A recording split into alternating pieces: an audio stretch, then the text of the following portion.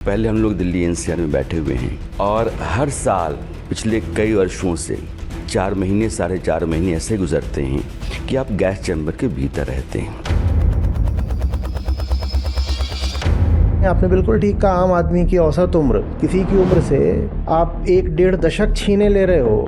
ये क्या कर रहे हो? माने 3 करोड़ की आबादी और 3 करोड़ की आबादी। तो लोग कहते हैं कि ये किसानों की गलती है कि वो जा करके वो जो डंठल ठूठ वगैरह बचता है उसको जला देते हैं। तो वो हर साल चीज़ जलाई जाती है और जब जलाई जाती है तो वहाँ से उद्घाटन होता है दिल्ली की नवंबर का। पहला तो प्रश्न ये है कि पश्चिमी उत्तर प्रदेश में, पंजाब में, हरियाणा में धान आ कहाँ से गया? और वो जो पूरी समस्या है वो किसान ने नहीं पैदा करी है, वो पैदा करी है रूस में। बहुत ऊंची ऊंची इमारतों के सिरे तक बर्फ अटी पड़ी रही, बच्चे वहाँ स्केटिंग कर रहे हैं और हिंदुस्तान के हिमालय की चोटियाँ जो हैं वो नंगी खड़ी हैं। ये जो पूरी क्लाइमेट कैटास्ट्रॉफी है इसकी सबसे बड़ी मार पड़ने वाली है भारतीय उपमहाद्वीप पर।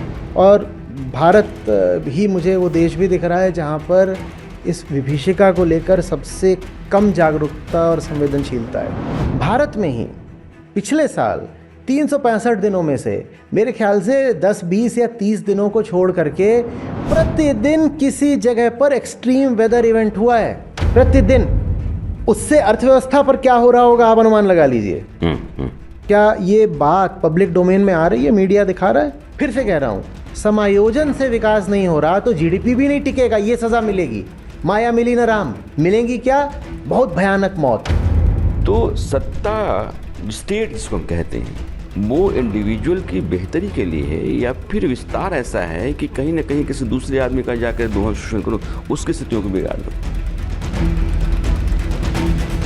एक वाक्य में कहूँ राणा जी, विक्षिप्त है, पागल है। इसलिए आज आप पा रहे हो कि दुनिया भर में युद्ध के बादल मंडरा रहे हैं।